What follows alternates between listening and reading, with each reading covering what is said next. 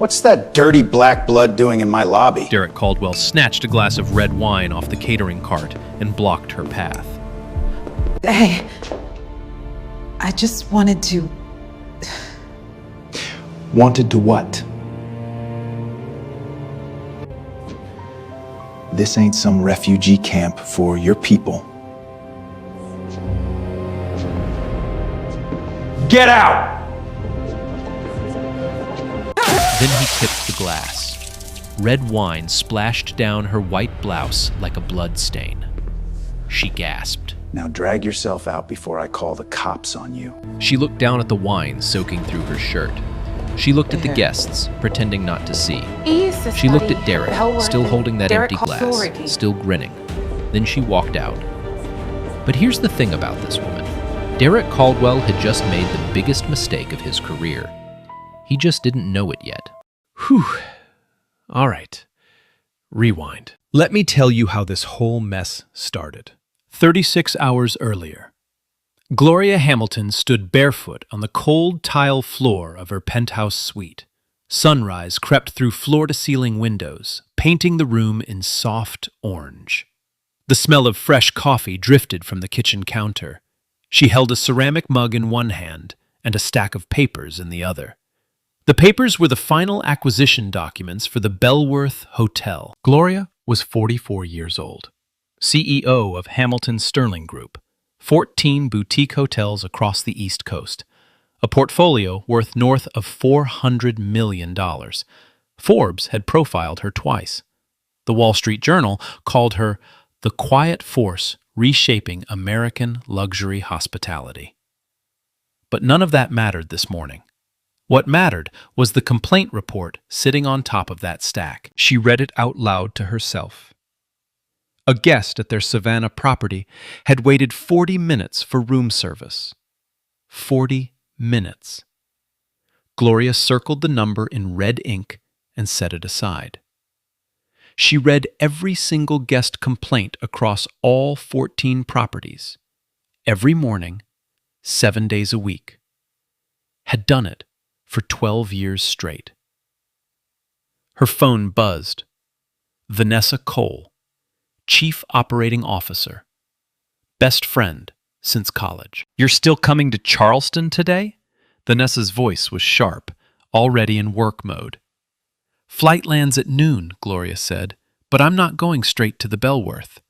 "Gloria, please don't tell me you're doing the walk-in thing again." "I'm doing the walk-in thing again." Vanessa sighed. She knew exactly what that meant. Gloria had a rule. Before she set foot in any new property as the owner, she visited first as a nobody. No entourage, no designer clothes, no name badge. Just a black woman walking through the front door to see how she'd be treated. She'd started this practice 8 years ago, after buying a hotel in Virginia. She'd walked in wearing a sundress and sandals. The front desk clerk had asked if she was there to apply for a housekeeping position. Gloria bought the hotel, fired the clerk, and rewrote the entire staff training manual that same week. "It tells me everything I need to know about a property," Gloria told Vanessa. "If they treat me like a guest, we're in good shape. If they don't, I know exactly what needs to change. And if they treat you like garbage, then I know even more." Gloria finished her coffee, showered, and dressed simply. Linen blazer, white cotton blouse, dark jeans, small earrings, no rings, no watch, nothing that screamed money. She wanted to look like any regular woman walking into a nice hotel on a Tuesday afternoon. She caught a glance of herself in the bathroom mirror and paused.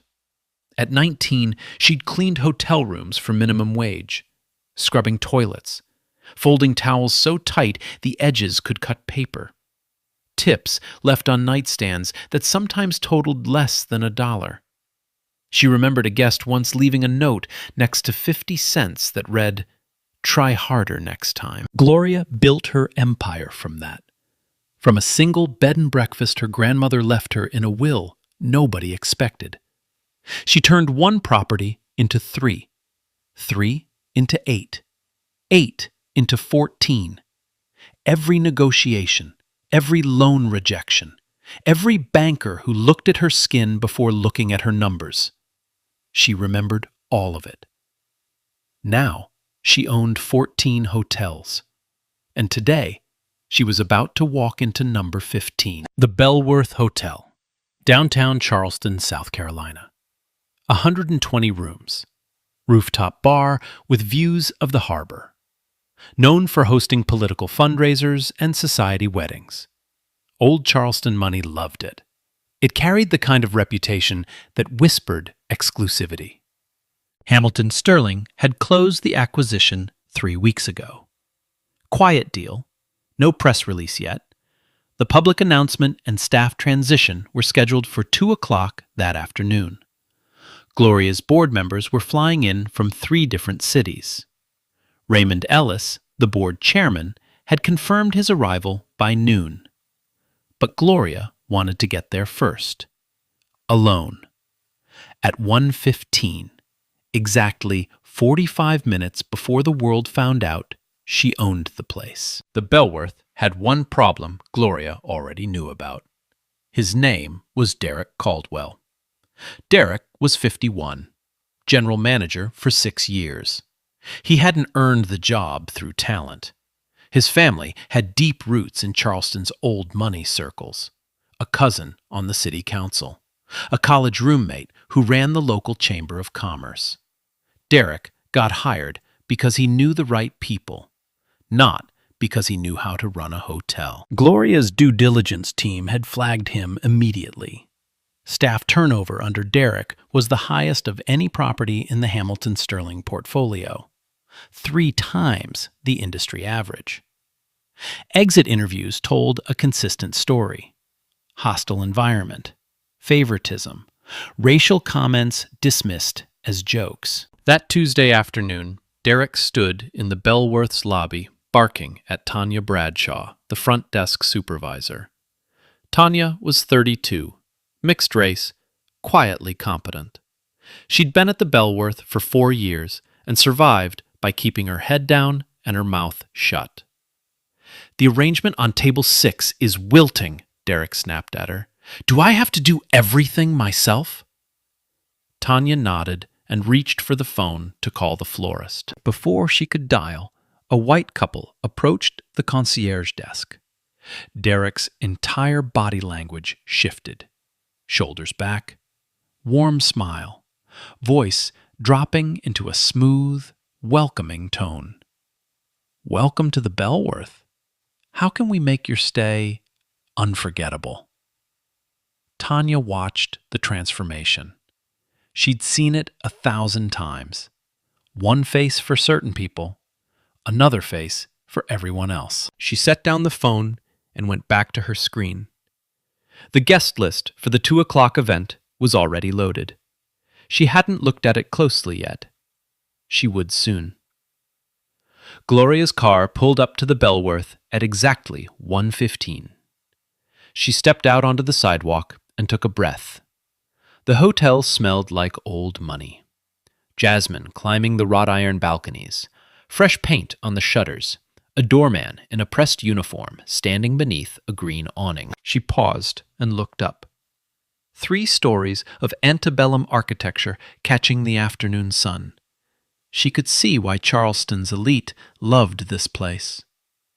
The doorman saw her coming, young white kid, maybe 22. He looked at her blazer and jeans, her empty hands, no luggage.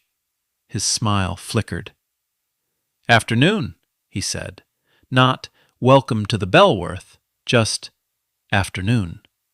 One flat word. Gloria noted it. She noted everything. Inside, the lobby air was cool and laced with white lilies.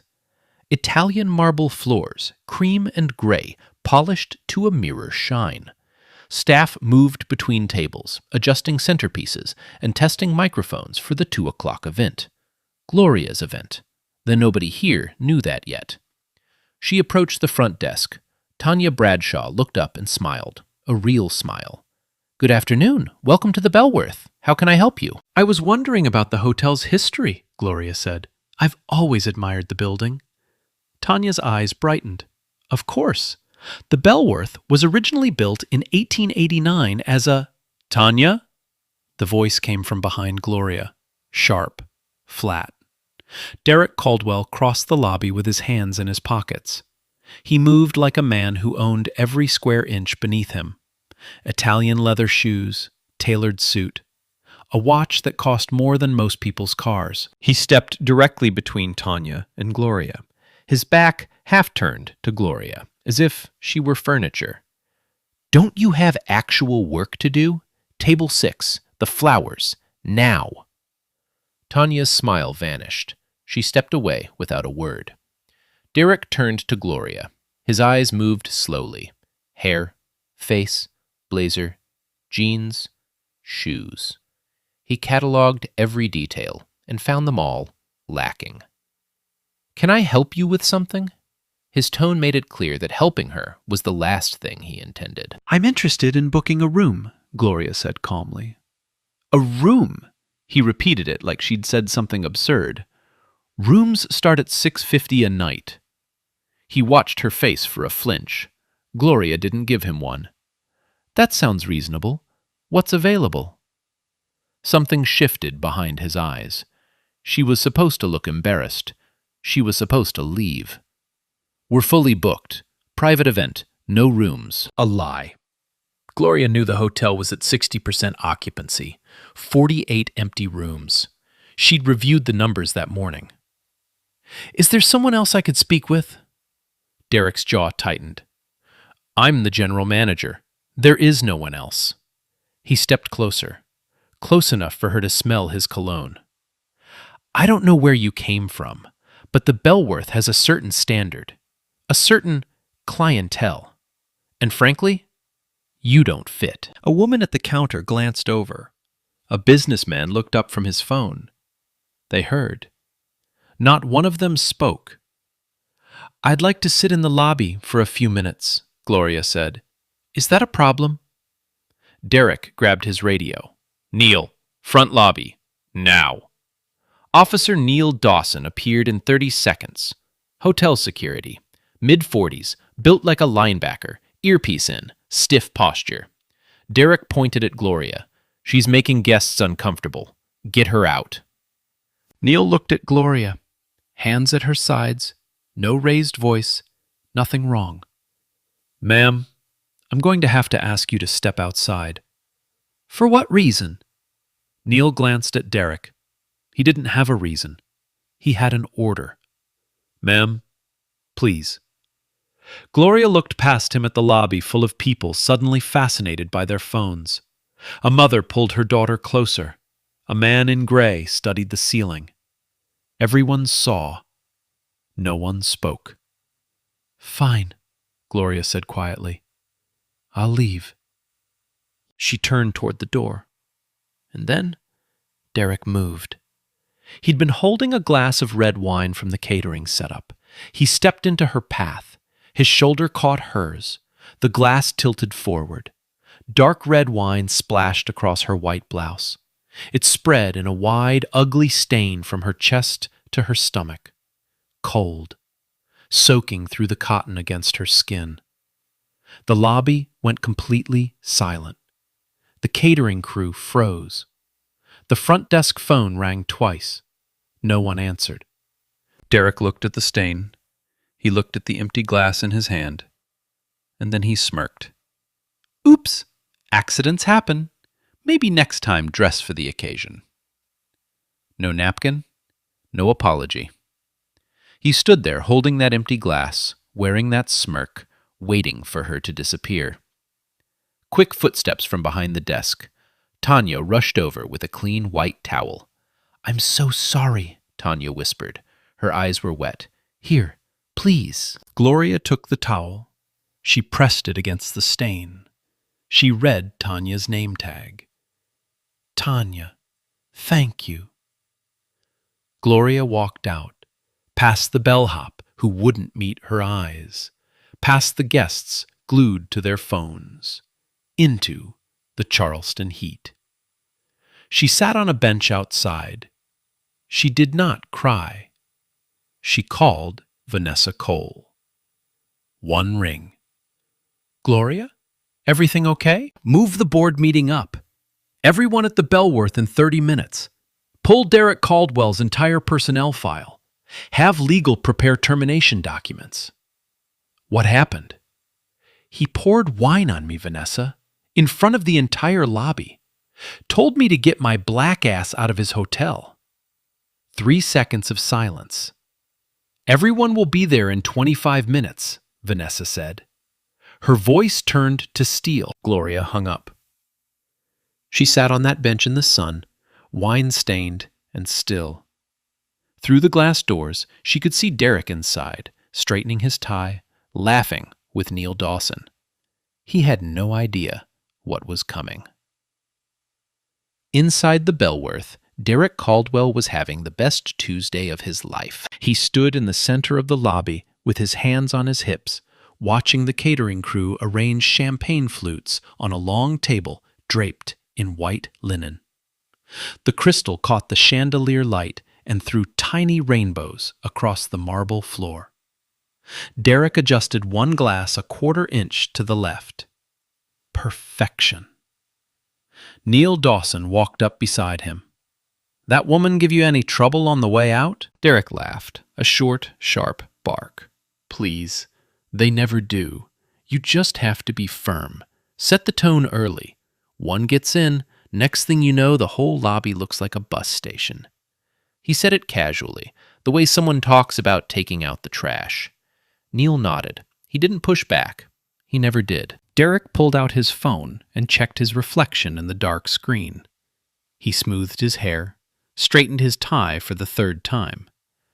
Whatever was happening at 2 o'clock, he wanted to look the part. You know what this event is about? Neil asked. New ownership transition.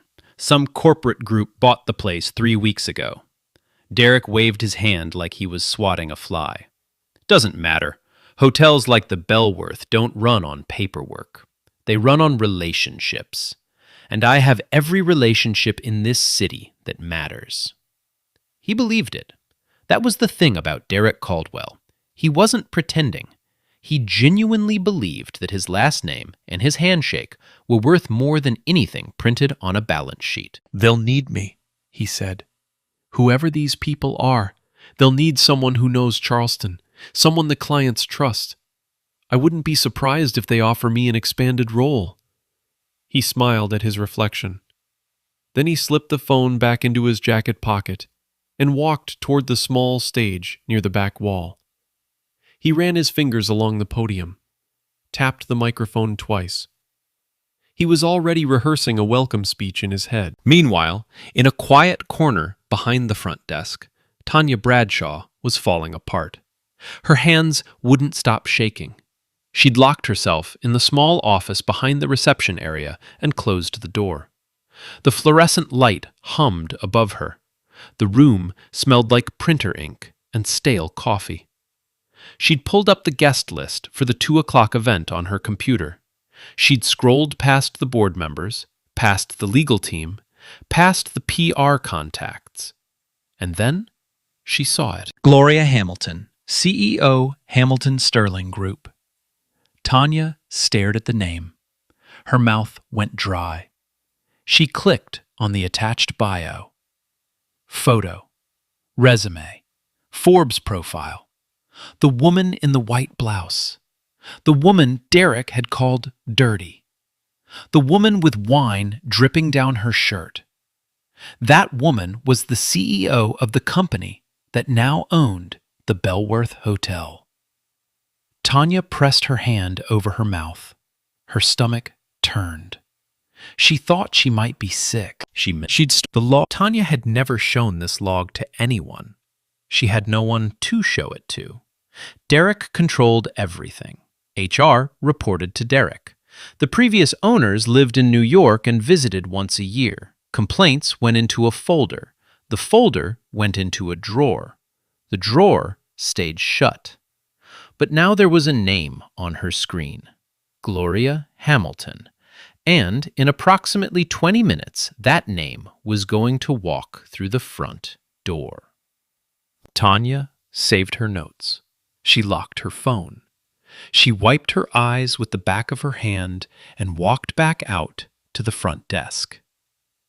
Across town, Gloria Hamilton was putting on a different blouse. She stood in the bathroom of her suite at the Hamilton Sterling property on King Street.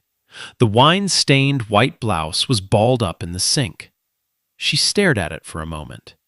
The red had turned dark brown where it dried. It looked like something violent had happened to it. In a way, it had. She pulled a navy blazer over a fresh cream blouse. She looked in the mirror. Same face, same woman. But something behind her eyes had shifted. A door had closed. A decision had been made. Vanessa Cole was in the living room, pacing. She had her phone pressed to her ear, firing instructions to Hamilton Sterling's legal team. Her heels clicked against the hardwood in a rapid, angry rhythm. I want the full termination package ready before we walk in. Cause listed as gross misconduct and discriminatory behavior. No severance, no negotiation. And have someone pull every security camera feed from the Bellworth lobby for the past 6 hours. She hung up and looked at Gloria. Legal's ready.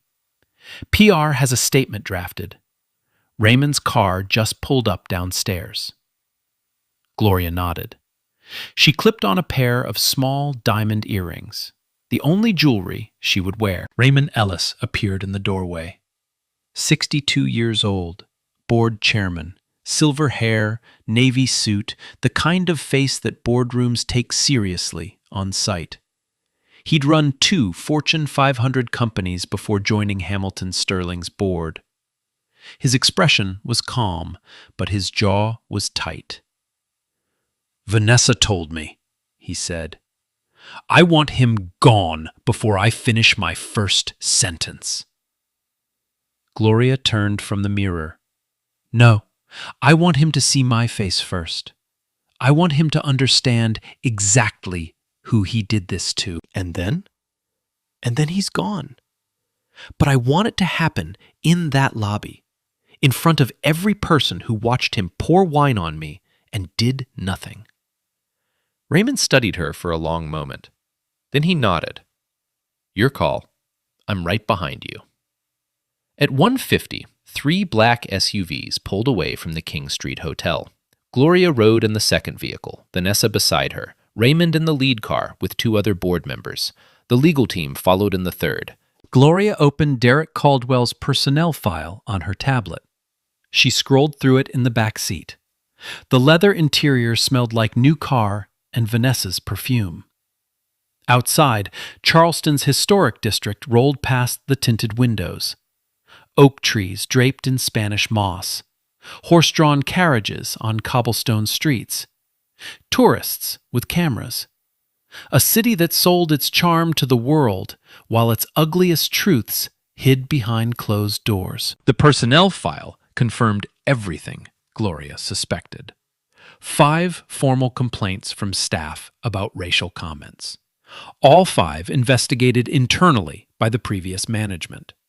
All 5 dismissed with the note, no action required. 2 prior incidents with guests of color. One in 2022. A black businessman asked to show ID before being allowed to charge dinner to his room. White guests were never asked. The complaint was filed and buried. Another in 2023. Derek called police on a black wedding party for noise. The party was within hotel guidelines. The police found nothing. Derek never apologized. Gloria closed the file. She set the tablet on the seat beside her. How far out? She asked. 4 minutes, the driver said. Gloria looked out the window. A church steeple rose above the rooftops. A bell was ringing somewhere in the distance, low and heavy, counting out the hour. The SUVs turned onto Meeting Street. The Bellworth's green awning came into view. Inside the hotel, Derek Caldwell spotted the vehicles through the lobby windows. 3 black SUVs with tinted glass. His eyes lit up. He snapped his fingers at a passing server. "Stand up straight. They're here." He buttoned his jacket. He squared his shoulders. He walked toward the entrance with his best smile locked in place. The smile he reserved for people who mattered. The first SUV door opened. Raymond Ellis stepped out. Silver hair, navy suit, authority radiating off him like heat from asphalt. Derek extended his hand. "Welcome to the Bellworth. I'm Derek Caldwell, general manager. We're absolutely thrilled to." Raymond looked at Derek's hand. He did not take it. He stepped to the side. The second SUV door opened. A woman in a navy blazer stepped out. Cream blouse, diamond earrings, standing straight, flanked by Vanessa Cole on her left and 2 board members on her right. Derek's hand was still extended, hanging in the air, waiting for a shake that would never come. He looked at the woman's face. His smile collapsed. Derek's face went through every color a human face can go through in 3 seconds. Red, white, gray. His mouth opened, but nothing came out. His hand dropped to his side like a dead weight. Gloria walked past him without a glance. Her heels clicked across the marble, every step deliberate, every step loud. The lobby had gone dead silent. Even the catering crew stopped breathing. She walked to the center of the lobby and turned to face the room. Staff lined up along the walls. Guests froze in their seats. Tanya Bradshaw stood behind the front desk, gripping the counter with both hands. Gloria's voice was clear, calm, the kind of calm that makes people lean forward. Good afternoon. My name is Gloria Hamilton. I am the CEO of Hamilton Sterling Group. 3 weeks ago, my company completed its acquisition of the Bellworth Hotel. She paused, let the words land. Every person in this building now works for me. Silence. Total, suffocating silence. A server near the bar dropped a napkin. It sounded like a gunshot. Derek stumbled forward. His voice cracked on the first word. "Ms. Hamilton. Gloria. I had no idea. If I'd known who you were, I would never have—" "Stop!" One word. Gloria didn't raise her voice. She didn't need to. That sentence, right there, that's exactly the problem, Mr. Caldwell. She turned to face him fully. He was sweating through his tailored suit. His cologne couldn't cover it. "You said, if you'd known who I was. That means everything you did today. Refusing me service, calling security on me, pouring wine on my clothes. You did all of that because of what I look like, not because of who I am." Derek opened his mouth again. Gloria kept going. "And I promise you something. I am not the first person you've treated this way in this building. I'm just the first one who came back." She turned to the room. Her eyes swept across every face. "If anyone in this hotel has experienced or witnessed discriminatory behavior under Mr. Caldwell's management, I want to hear from you. Right now. In front of everyone." 3 seconds of silence. 5 seconds. 7. Then Tanya Bradshaw stepped out from behind the front desk. Her legs were shaking. Gloria could see it. Everyone could see it. But Tanya walked forward anyway. She held out her phone with both hands. "Miss Hamilton, I've been keeping a log. 11 months, 43 incidents, dates, times, names, everything." Her voice broke on the last word. She steadied herself. "I never had anyone to show it to. Until now." Gloria took the phone. She looked at the screen. She scrolled. Her jaw tightened with every entry. Then a second voice, from the back of the lobby. A black woman in a housekeeping uniform stepped forward. Her name tag read, Denise. He called me the help in front of a guest last month. Said I should be grateful I even have a job. A third voice. A Latino man in a valet uniform. Young, maybe 25. He accused me of stealing a guest's watch in February. Made me empty my pockets in the lobby. In front of everyone. The watch was in the guest's room the whole time. He never apologized. A fourth.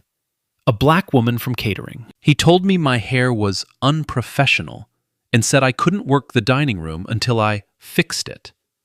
My hair was in braids. Each voice added weight. Each testimony stacked on top of the last, like bricks building a wall around Derek Caldwell. The lobby had become a courtroom, and every witness was stepping up to the stand. Gloria handed Tanya's phone to Vanessa. Vanessa was already photographing every entry. Gloria turned back to Derek. He looked smaller now. His tailored suit hung on him like it belonged to someone else. His Italian shoes pointed inward. His hands trembled at his sides. Mr. Caldwell, your employment at the Bellworth Hotel is terminated, effective immediately. You will be escorted from the premises. Your final paycheck will be mailed. Derek's mouth moved. His voice came out thin and desperate. You can't. I have a contract. I'll call my lawyer. You can't just... Please do. Gloria's voice didn't waver. My legal team is standing right behind me. They've been ready since before I walk through that door. She nodded toward the entrance. Raymond Ellis stood with his arms crossed. Beside him, two attorneys in dark suits held manila folders. The termination paperwork was already signed. Derek looked at Raymond.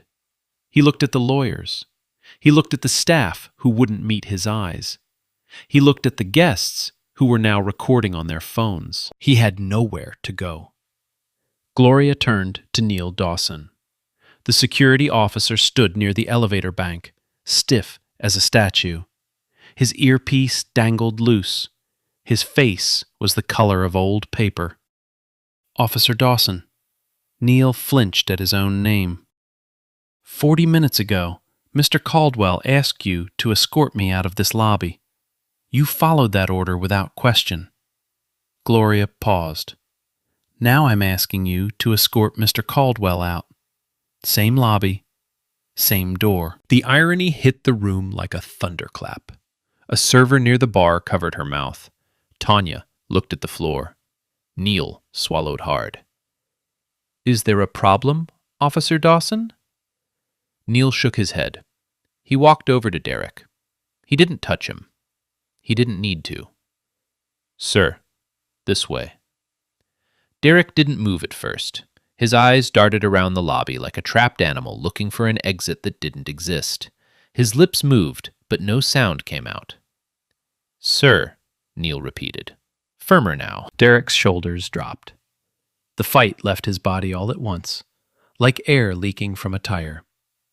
He turned and walked toward the side office. Neil followed.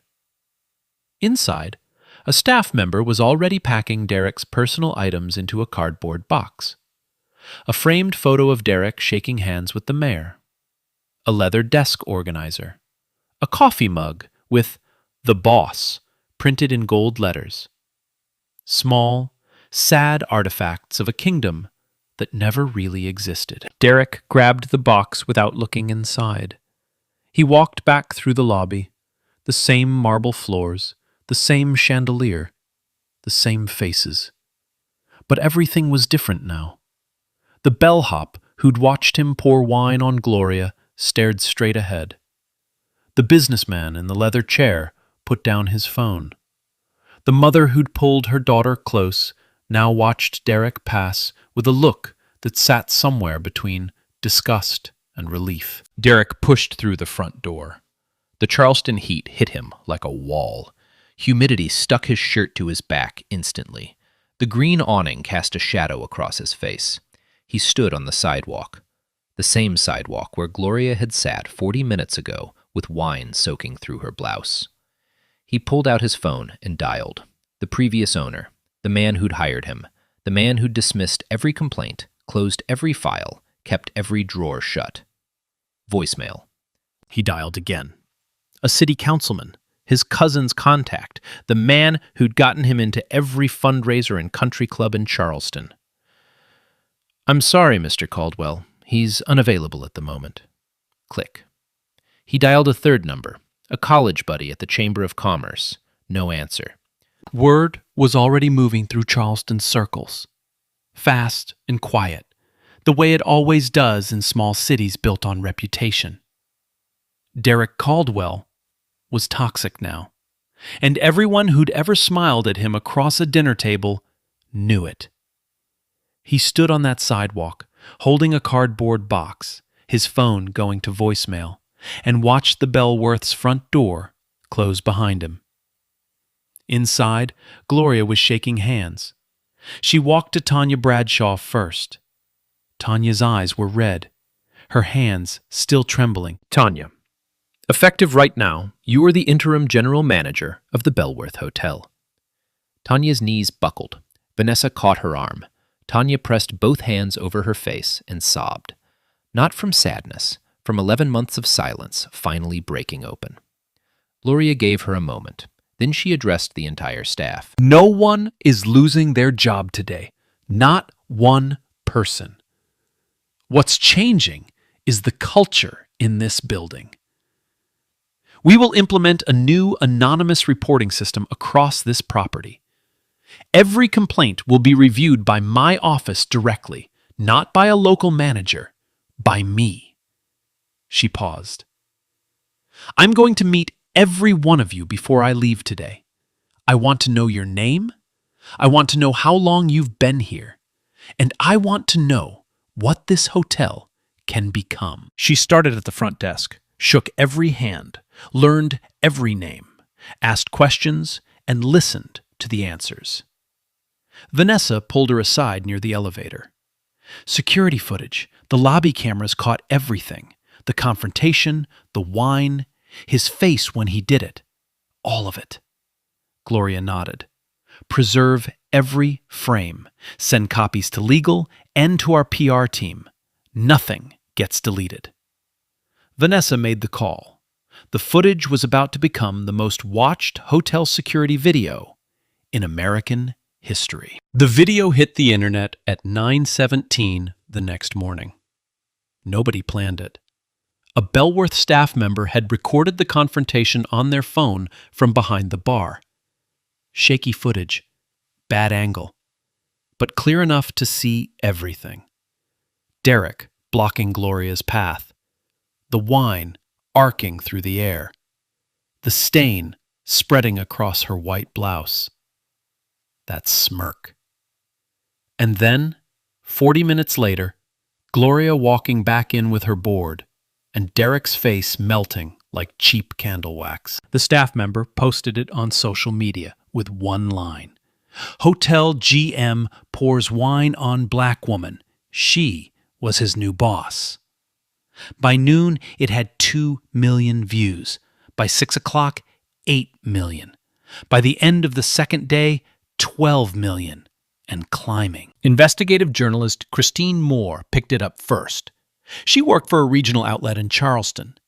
She made 3 phone calls that morning. 1 to Hamilton Sterling's PR team. 1 to Derek Caldwell's personal number. 1 to the previous ownership group. Hamilton Sterling's team gave her a statement. Derek's number went straight to voicemail. The previous owners declined to comment. Christine's article dropped at 4 in the afternoon. Headline: Hotel GM pours wine on black woman. She was his new boss. Clean, simple, devastating. National outlets grabbed it within hours. Cable news ran the clip on loop. The freeze frame of Derek's smirk became its own thing. People turned it into memes. They printed it on T-shirts. A comedian on late-night television held it up and said, "This is the face of a man watching his career leave his body." But the video was just the beginning. Hamilton Sterling's legal team launched a formal internal investigation of Derek Caldwell's 6-year tenure at the Bellworth. What they found made the wine incident look like a greeting card, a pattern of discriminatory service stretching back years. Black and brown guests were consistently assigned rooms on lower floors with inferior views. White guests who checked in at the same time got higher floors, better rooms, and complimentary upgrades. The data was in the reservation system. It wasn't hidden. Nobody had bothered to look. Wait times. Black guests waited an average of 14 minutes for check-in. White guests averaged 4. Same front desk, same staff, different treatment. The numbers didn't lie. Late checkout requests. White guests were approved 89% of the time. Black guests, 31%. Same policy, different application. Then the former employees started calling. 3 people who had quit the Bellworth rather than endure Derek's management came forward with written statements. A black concierge who left in 2021 described being told by Derek to tone down the attitude after politely correcting a billing error. A Latina housekeeper who quit in 2022 said Derek referred to the housekeeping staff as the help in meetings and laughed when someone pointed out the term was offensive. A black valet who left in 2023 described being accused of stealing from guest vehicles twice. Both times, the missing items were found elsewhere. Neither time did Derek apologize or correct the record. And then came the wedding incident. In October 2023, a black family booked the Bellworth's rooftop space for a wedding reception. 80 guests, full catering package, paid in full 3 months in advance. At 9:45 that evening, Derek called the Charleston Police Department and reported a noise disturbance. The party was within the hotel's noise guidelines. The contract allowed music until 11. The police arrived, found nothing in violation, and left. But the damage was done. The bride's mother was questioned by officers in front of her guests. The groom's father was asked for identification at his own daughter's wedding. Derek never apologized. The previous ownership group refunded 20% of the booking fee and buried the complaint. The EEOC opened a preliminary inquiry within 72 hours of the video going public.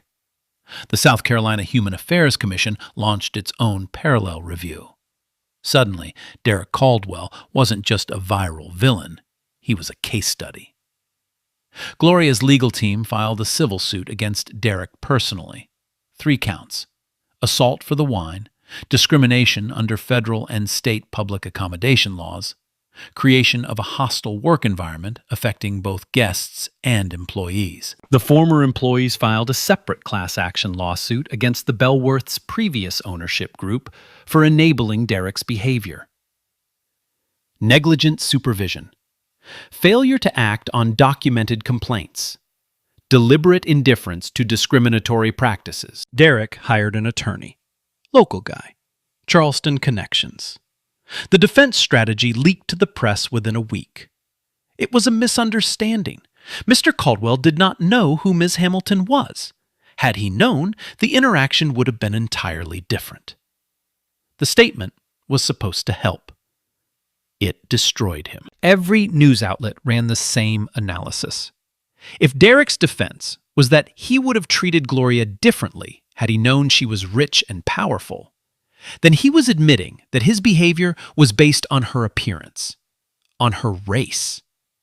The defense proved the accusation. Christine Moore published a follow-up piece with the headline, "His lawyer just said the quiet part out loud." It got more clicks than the original story. The civil trial lasted 3 days. Gloria testified on the first morning. She wore a cream blouse. She spoke for 40 minutes. She described the lobby, the smell of lilies, the wine hitting her chest, the cold spreading through the fabric, Derek's smirk, the silence of every person watching.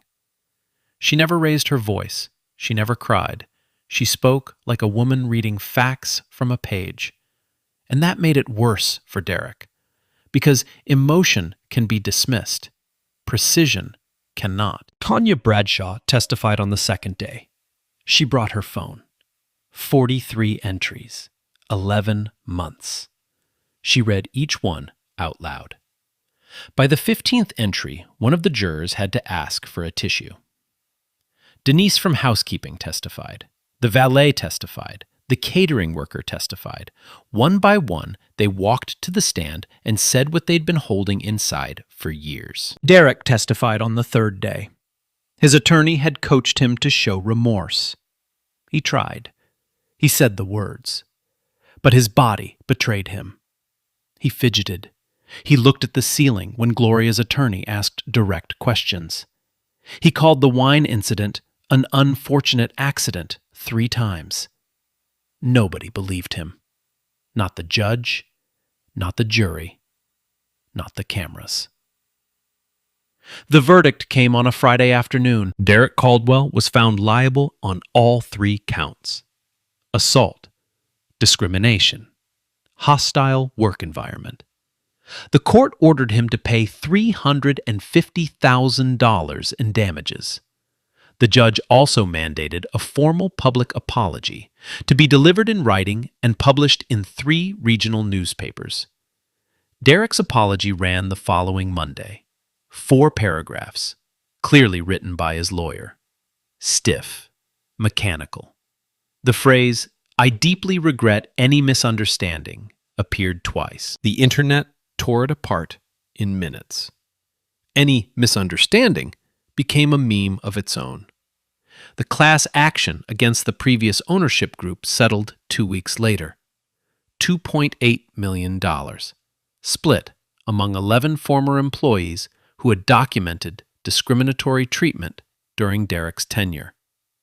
But Gloria wasn't done. She stood in front of Hamilton Sterling's full board the following month and presented a new company-wide initiative. She called it the Bellworth Protocol, mandatory bias training for every employee across all 14 properties. Anonymous reporting systems with direct oversight from corporate. Quarterly audits of service data broken down by guest demographics. Zero tolerance for discriminatory conduct at any level. 3 competing hotel chains adopted similar programs within 6 months. A National Hospitality Trade Association invited Gloria to keynote their annual conference. She accepted. Tanya Bradshaw stayed on as general manager of the Bellworth, permanently. Under her leadership, staff satisfaction scores tripled in 6 months. Guest reviews climbed from 3.8 stars to 4.6. Turnover dropped by 60%. The Bellworth became the best performing property in the Hamilton Sterling portfolio. 1 year later, Gloria Hamilton walked through the front doors of the Bellworth Hotel. Same revolving door, same marble lobby, same chandelier throwing golden light across the floor. But the air felt different now. Lighter. The scent of fresh gardenias had replaced the white lilies. New flowers for a new era. A young black woman stood behind the front desk. She looked up and smiled wide. "Welcome to the Bellworth, ma'am. How can I help you today?" No hesitation. No scanning her clothes. No measuring her worth with a glance. Just warmth. "I'm just here to sit for a bit," Gloria said. "If that's okay." "Of course. Make yourself at home. Can I get you some tea?" Gloria smiled. "That would be lovely." She sat in a leather chair near the window. The same lobby. The same spot where wine had soaked through her blouse and dripped onto marble. She crossed her legs and watched the room move. A black family checked in at the front desk.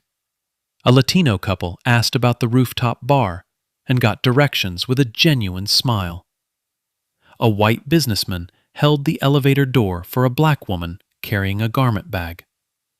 Small moments, ordinary kindness, the way it should have always been. Tanya Bradshaw came around the corner, carrying a clipboard. She saw Gloria and stopped. Her clipboard dropped to her side. She walked over fast and wrapped Gloria in a hug that lasted 5 full seconds. "You look good behind that desk," Gloria said. "You gave me the chance," Tanya said. Her voice was thick. "I'll never forget that." They sat together for 10 minutes. Tanya talked about the new staff training program she'd built from scratch, about the anonymous reporting system that had already caught and corrected 2 minor incidents before they became patterns, about the young housekeeper she'd promoted to floor supervisor last month. "She reminds me of me," Tanya said. "Quiet, keeps her head down, does the work. She just needed someone to see her." Gloria nodded. "That's all any of us need." Her tea arrived in a white porcelain cup. She held it with both hands and watched the steam curl upward. 1 year ago, she'd sat on a bench outside this building with wine staining her shirt and fury burning in her chest. Now she sat inside it, drinking tea, surrounded by a staff that treated every guest like a human being. That was the whole point. That was always the whole point. Derek Caldwell was not in Charleston anymore. After the verdict, his name became unsearchable in the hospitality industry. Every Google result led back to the video. The smirk, the wine, the freeze frame of his face when Gloria stepped out of that SUV. No hotel in South Carolina would interview him. No hotel in the Southeast would return his calls. He moved to the Midwest, found a mid-level sales position at a building supply company. He sold drywall and ceiling tiles to contractors. No lobby, no chandelier, no Italian leather shoes, just a gray cubicle and a phone that rang with orders, not reservations. The narrator doesn't gloat about this. There's no satisfaction in watching a man lose everything. But there is a lesson. Choices have weight. Words have cost. And cruelty doesn't expire just because you forgot about it. The Bellworth incident didn't stay inside the Bellworth. It rippled outward. Charleston City Council passed a resolution calling for bias training across all hospitality businesses receiving city tourism funding. The South Carolina Human Affairs Commission cited the case in 3 subsequent discrimination investigations. 2 national hotel chains rewrote their guest service policies after their own internal audits revealed similar patterns. Gloria didn't set out to start a movement. She set out to buy a hotel. But sometimes justice doesn't wait for permission. Sometimes it just needs one person to walk back through the door.